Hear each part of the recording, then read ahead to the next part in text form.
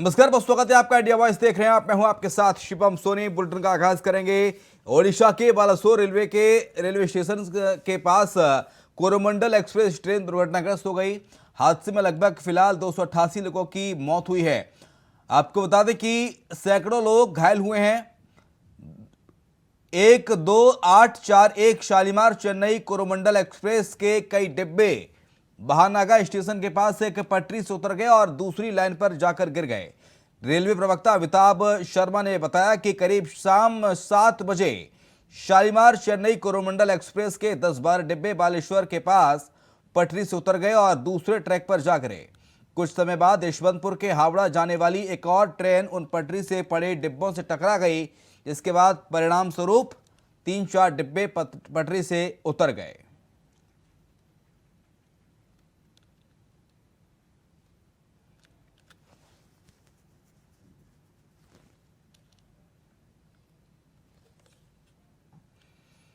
उधर बालासोर रेल हादसे पर प्रधानमंत्री मोदी ने बैठक ली है। पीएम मोदी ने उच्च स्तरीय बैठक ली। हालात और राहत बचाव कार्य की जानकारी भी ली गई। बैठक में गृह मंत्री अमित शाह भी मौजूद रहे। बैठक में आलाधिकारी मौजूद रहे। तो प्रधानमंत्री ने बड़ी बैठक ली है, समीक्षा बैठक ली है। राहत बचाव कार्य को लेकर जांचा परखा। प्रधानमंत्री ने इस बैठक के जरिए तमाम निर्देश उच्च अधिकारियों को दिए गए।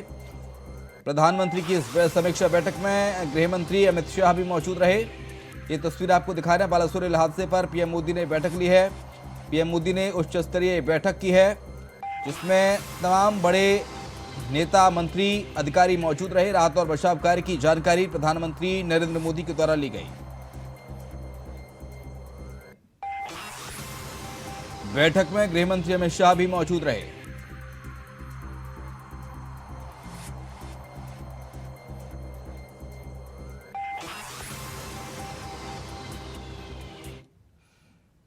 और अब थोड़ी देर बाद बालासोर पहुंचने वाले हैं प्रधानमंत्री नरेंद्र मोदी। बालासोर घटनास्थल पर जाएंगे, वहां पर जाके जायजा लेंगे, समीक्षा करेंगे। तो थोड़ी देर बाद बालासोर पहुंचेंगे प्रधानमंत्री नरेंद्र मोदी और बालासोर के लिए पीएम रवाना हो गए हैं दिल्ली से। और बालासोर में जाके घटनास्थल पर जाकर जायजा लेंगे प्रधानमंत्री नरेंद्र मोदी। इसके साथ ही अस्पतालों में जाकर पीड़ितों से मिलेंगे, मृतकों के परिजनों से मिलेंगे, उन्हें ढांढस बंधाएंगे। बालासोर थोड़ी देर में पहुंचने वाले हैं प्रधानमंत्री नरेंद्र मोदी। ये रेस्क्यू ऑपरेशन की तस्वीर आपको दिखा रहे हैं। रेल मंत्री अश्विनी वैष्णव घटनास्थल पर पहुंचे। अश्विनी वैष्णव ने ट्वीट किया है, ये ट्वीट भी उनका दिखा रहे हैं। और इसके साथ साथ मृतकों के परिजनों को 10 लाख रुपए की राहत राशि देने का ऐलान किया गया। 10 लाख रुपए की राहत राशि के साथ साथ जो गंभीर रूप से घायल हैं उन्हें भी 2 लाख रुपए की बात देने की बात कही जा रही है। अब रेस्टोरेशन का काम स्टार्ट हो गया है। एक तरफ से उस तरफ से रेस्टोरेशन का काम स्टार्ट हो गया है। अभी सबसे बड़ी जरूरत है कि हम सब के सब इस एरिया को खाली करें और जो बड़ी मशीनें रेस्टोरेशन में लगी हुई है उनसे दूर रहें। सर, अगले टाइम में इतना दुर्घटना नहीं हो तो बिल्कुल इस दुर्घटना के जड़ तक जाएंगे और कभी भी इस तरह की घटना वापस न हो उसकी व्यवस्था करेंगे। कुछ इंक्वायर हुआ है सर, क्यों हुआ है? कुछ देश के कोने पर हुई एक दुर्घटना भी हम सबके सामने है। कल आप सबने देखा होगा उड़ीसा के बालासोर में कल सायंकाल Bangalore Howrah superfast express, Coromandel express और एक मालगाड़ी दुर्घटना के शिकार हुए हैं। इस भीषण दुर्घटना में अनेक यात्रियों की मृत्यु हुई है। ये संख्या 350 से ऊपर पहुंच सकती है। लगभग 900 के आसपास लोग घायल हैं। जिन लोगों ने अपने परिजनों को खोया है उन सब के प्रति मैं उत्तर प्रदेश शासन की ओर से, उत्तर प्रदेश की जनता की ओर से अपनी संवेदना व्यक्त करता हूं। जो लोग इस दुर्घटना में गंभीर रूप से घायल हुए हैं उनके शीघ्र स्वस्थ होने की कामना भी करता हूं। सुगम यात्रा और सुरक्षित यात्रा ये हर नागरिक का अधिकार। आज जो दुर्घटना हुई है वो बहुत ही बुरी हुई है। मैं सिर्फ इतना कहूंगी कि जिनको हम बचा नहीं पाए उनको मैं श्रद्धांजलि अर्पण करती हूँ, और जो बचे हैं प्रशासन ने पूरी ताकत से उनको मदद करनी चाहिए, और जितनी जाने जो भी बचा सके उसके लिए कोशिश करनी चाहिए। और रेलवे मंत्रालय ने और गवर्नमेंट ऑफ इंडिया ने इसकी डिटेल इंक्वायरी करनी चाहिए कि ये हादसा हुआ कैसे। तो इसको एक हाई पावर्ड अर्जेंटली एक कमेटी करनी चाहिए और इन लोगों को न्याय मिलना चाहिए। उड़ीसा में जो रेलवे का एक्सीडेंट हुआ है उसमें जिन लोगों का दुर्दैवी मृत्यु हुआ है उनके परिवारों के साथ हमारी संवेदनाएं हैं। हम मृतकों को श्रद्धांजलि देते हैं और ईश्वर से प्रार्थना भी करते हैं कि उनके परिवार को ये दुख सहन करने की शक्ति ईश्वर दे। जो लोग अभी भी जख्मी हैं उन्हें स्वास्थ्य लाभ हो, इस प्रकार की भी हम लोग कामना करते हैं। इस केस में चूंकि ये रेलवे स्टेशन में हुआ था इंसिडेंट, तो एक्सेसिबिलिटी की उतनी प्रॉब्लम नहीं होती। कई बार होता है कोई इंसिडेंट होता है और रिमोट एरिया में हुआ तो एक्सेसिबिलिटी की भी दिक्कत होती है। तो जैसे इन्फॉर्मेशन मिली थी, पहली टीम पास में ही थी, 30 किलोमीटर की लोकेशन पे थी, तो जल्दी पहुंच गई थी। लोकल एडमिनिस्ट्रेशन भी काफी जल्दी आया है वहां पर, उनके भी resources, Orissa state disaster response force की भी टीम बहुत जल्दी पहुंच गई थी। जैसा कि मैंने बताया 9 टीम ऑलरेडी है वहां पर और वो काम कर रही है स्पॉट पर।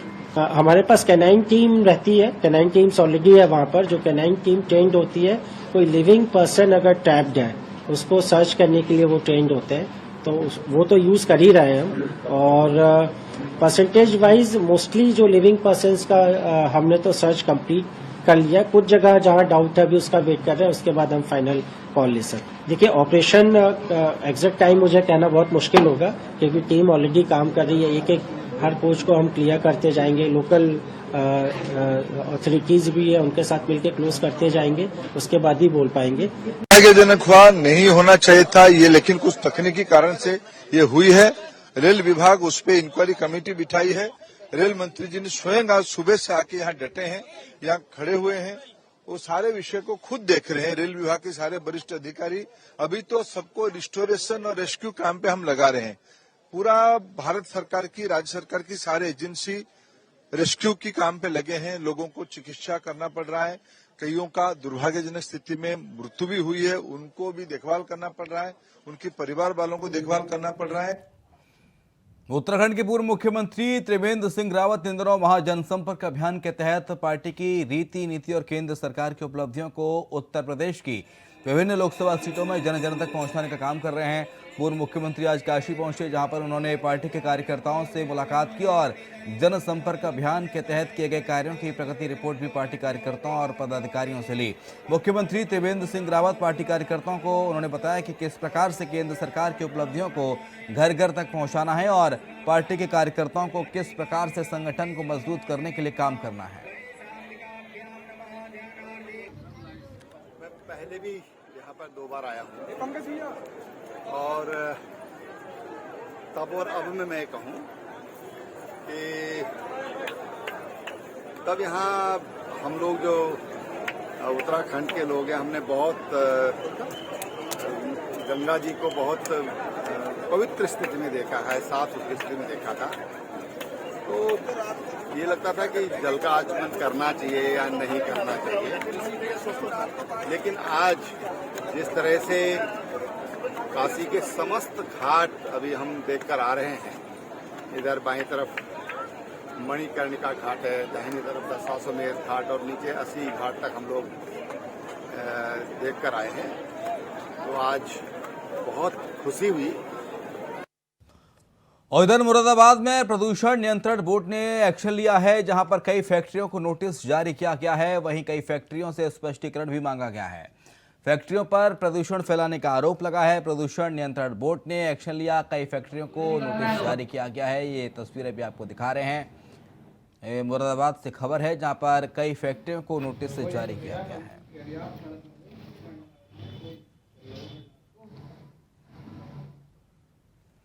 प्रदूषण नियंत्रण बोर्ड ने एक्शन लिया है। मुरादाबाद से खबर, जहां कई फैक्ट्रियों को नोटिस जारी किया गया है।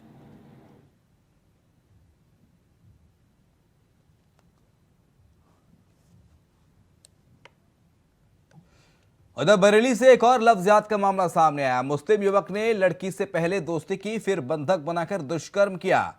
बता दें कि एक मुस्लिम युवक ने 30 साल की ब्यूटी पार्लर संचालिका को अपने जाल में फंसाया और फिर उसके साथ दोस्ती की, बंधक बनाकर उसके साथ दुष्कर्म किया। इतना ही नहीं, आरोपी अपने आप को हिंदू दिखाने के लिए, अपने नाम और धर्म की पहचान छिपाने के लिए हाथ में कलावा बांधकर माथे पर तिलक लगाता था। तो वहीं आरोपी का नाम आबिद बताया जा रहा है, जहां उसके परिवार ने लड़की को बंधक बनाकर जबरन उसका धर्म परिवर्तन कराया। उसके बाद आरोपी के साथ निकाह पढ़वाया, जिसके बाद पीड़िता ने अब थाने में 5 लोगों के खिलाफ एफआईआर दर्ज कराई है।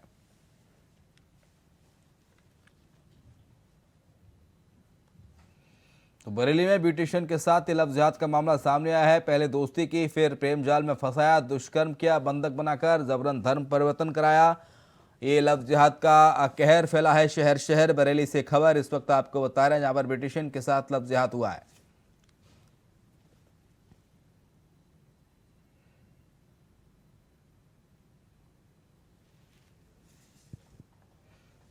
सनी गोस्वामी ज्यादा जानकारी के लिए हमारे साथ हमारे सहयोगी इस वक्त बरेली से फोन लाइन पर जुड़ गए हैं। सनी, खबर क्या है पूरी? जी, मैं आपको बताना चाह रहा हूँ, ये बरेली का मामला है जो आपको ये सामने जो आया है, जो लव जिहाद का मामला सामने आया है। ये आपको बताते हैं, एक पीड़िता है जिसका कहना है 2018 से वो ब्यूटी पार्लर चला रही थी, और जब 2018 में जब वो ब्यूटी पार्लर चलाती थी तो उसके पास में ही एक लड़का आता था ब्यूटी पार्लर के पास में। वो लगातार उससे संपर्क करने की कोशिश करता था। एक दिन उसने किसी से मोबाइल नंबर उसका ले लिया और उससे बातचीत होने लगी। वो बातचीत सीधे सीधे प्यार में तब्दील हो गई। लेकिन पहले उसे उस पीड़िता ने बताया कि पहले उसे ये पता था कि लड़का वो हिंदू है, लेकिन जब वो उससे मिलने लगी, जब वो शादी का दबाव बनाने लगा, तब उसे पता चला कि ये मोमडन है, मुस्लिम है, दूसरे धर्म का है। वो धर्म उसने बताया कि वो लड़का और उसके परिवार वाले उस पर लगातार प्रताड़ित कर रहे थे। यहाँ तक कि उसने ये बताया है कि उसने कि एक वीडियो भी बना रखा है, अश्लील वीडियो भी बना रखा है, जिसको वो लगातार वो उसको कहता था कि इसको वायरल कर देगा। और वो लड़के की उसने पिता पे भी आरोप लगाया है कि उसने भी उसके साथ छेड़छाड़ की कोशिश की है। जिसके बाद में वो अभी मई में 21 मई को जब आई है तो उसने सुभाषनगर थाने में तहरीर दी है, पुलिस हरकत में आई थी, तो उसमें उस लड़के के सहित 5 लोगों के खिलाफ यहाँ पे एफआईआर दर्ज की है, लेकिन अभी तक किसी गिरफ्तारी नहीं हो पाई है। अभी तक गिरफ्तारी नहीं हो पाई है। फिलहाल पुलिस क्या क्या कहना है? पुलिस कोई उसका जो लास्ट लोकेशन है वो पता चल पाया है? ये कब की घटना है? कब से लड़की को फंसा रखा था इसने? आरोपी ने इसका नाम क्या है? कहाँ का रहने वाला है? परिवार क्या लड़के के परिवार की रजामंदी से सब कुछ हुआ? सनी जी, मैं आपको बता दूं कि ये लड़के का नाम जो है वो आबिद है और वो बरेली के आसपास का ही रहने वाला है। जहां तक कि पुलिस की बात है, पुलिस बता रही है कि अभी इन्वेस्टिगेशन की बात है, अभी पूरी तरह से कुछ खुल के पुलिस बता नहीं रही है। और उन्होंने कहा है कि जांच का विषय है, जैसे ही पता चलेगा तो उनके परिवार सहित उस लड़के को मतलब उठाया जाएगा और उससे बातचीत करी जाएगी। क्योंकि अभी तक ये बताया गया है कि 5 लोगों को मुकदमा दर्ज किया गया है, तो जिसके बाद में परिवार सहित और लड़का बताया जा रहा है कि वो फरार है, जो कि दोषी है। वो लड़का अभी तक फरार है, लेकिन पुलिस ये बता रही है कि बहुत जल्द उसको गिरफ्तार करके इसका ठीक है, नजर बनाए रखिए। सनी, आपसे अपडेट्स लगातार लेते रहेंगे। बहुत शुक्रिया आपका तमाम सारी जानकारी को साझा करने के लिए। और फिलहाल एक छोटा सा ब्रेक ले रहे हैं, जल्द लौटेंगे। तो ब्रेक के बाद आपका स्वागत है। बात होगी मध्य प्रदेश के गाडरवाड़ा की, जहां पर कुछ गांव में प्रधानमंत्री ग्रामीण सड़कों का निर्माण कराया जा रहा है, जिसमें शासकीय अफसरों की मिली भगत से के चलते घटिया सड़कों का निर्माण ठेकेदार द्वारा कराया जा रहा है। ग्रामीणों ने सांसद से रोडों की जांच की मांग रखी, तो सांसद ने राज्यसभा सांसद की मदद से सड़कों की जांच एनक्यूएम दल द्वारा करवाई है। तो गाडरवाड़ा से खबर है, जहां पर अफसरों की मिली भगत से निर्माण कार्य कराया जा रहा है। तस्वीरें भी आपको दिखा रहे हैं। ठेकेदार पर घटिया निर्माण का आरोप लगा है गाडरवाड़ा में, और एनक्यूएम दल द्वारा जांच कराई जा रही है।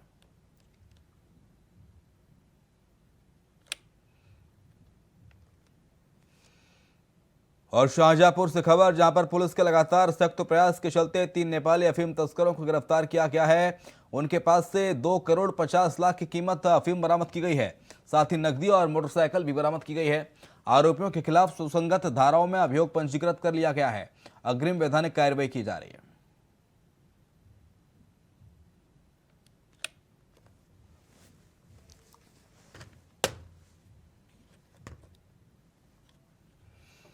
उधर आजमगढ़ के जियनपुर में भीषण सड़क हादसा हुआ। सरकारी बस और प्राइवेट बस में जोरदार टक्कर हो गई। सड़क हादसे में फिलहाल घायलों की संख्या 2 दर्जन से अधिक बताई जा रही है। मौके पर प्रशासन समेत कई थानों की फोर्स पहुंची है। बताया जा रहा है कि फिलहाल मरने वालों की संख्या की अभी तक आधिकारिक तौर से पुष्टि नहीं हो पाई है।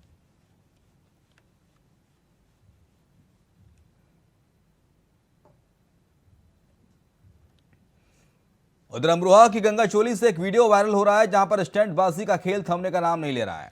आपको बता दें कि एक युवक ने बाइक पर सवार होकर जानलेवा स्टंट किया, जिसका स्टंट करते हुए वीडियो भी सोशल मीडिया पर वायरल हो रहा है। तस्वीर आपको दिखा रहे हैं। तो स्टंटबाजी की ये तस्वीरें अमरोहा की हैं, जहां पर स्टंटबाजी का भूत सवार है लोगों पर और अमरोहा में स्टंटबाजी करते हुए युवक देखिए किस तरह से, और स्टंटबाजी जान पर भी हावी है।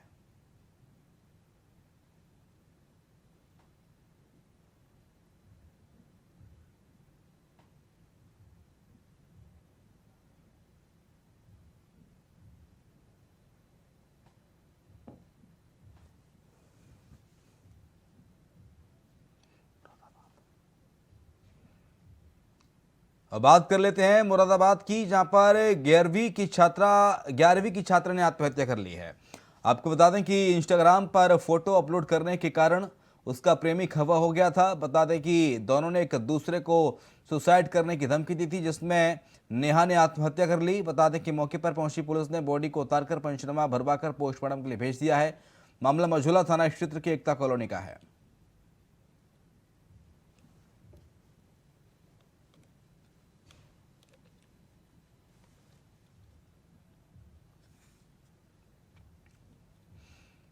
लखीमपुर खीरी में जंगल से निकलकर बाघ लोगों के घरों में आराम से आते जाते नजर आ रहे हैं। बता दें कि बाघ को देखकर लोग दहशत में हैं। तस्वीरों में देखा जा सकता है कि किस तरह से बाघ रात में घर के बाहर निकल रहा है। तभी कुछ उत्साहित युवकों ने कार के अंदर से वीडियो बनाकर सोशल मीडिया पर वायरल कर दिया। मामला मेलानी वन रेंज इलाके के गड़गिया गांव का है।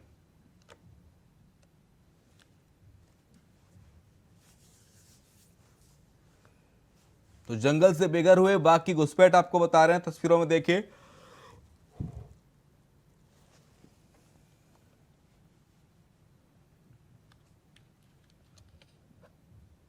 जो है बंद कर देता।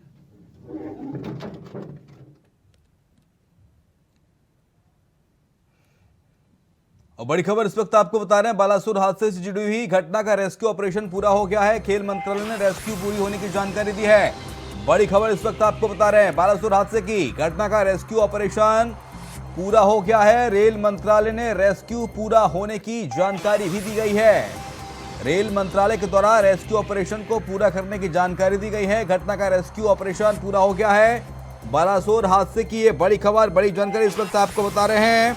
घटना का रेस्क्यू ऑपरेशन पूरा हो गया है और रेल मंत्रालय ने इसकी जानकारी दी है कि घटना का जो रेस्क्यू ऑपरेशन है वो पूरा हो गया है। ओडिशा में 3 ट्रेनें टकराई थी कल रात शाम को, जिसमें तकरीबन 300 लोगों की जान गई है। हादसे में मरने वालों की संख्या का आंकड़ा लगातार बढ़ रहा है। पीएम मोदी भी घटनास्थल के लिए रवाना हो गए हैं। एनडीआरएफ और ओडीआरएफ का रेस्क्यू ऑपरेशन जो है वो अब खत्म हो गया है। हावड़ा से चेन्नई जा रही थी कोरोमंडल एक्सप्रेस, जहां पटरी से उतर गई। तेज रफ्तार कोरोमंडल एक्सप्रेस का इंजन मालगाड़ी पर चढ़ गया। ट्रेन की बोगियां तीसरे ट्रैक पर जा गिरी। कुछ देर बाद इसी ट्रैक पर आ रही हावड़ा बेंगलुरु दुरंतो ने कोरोमंडल एक्सप्रेस की बोगियों को टक्कर मार दी।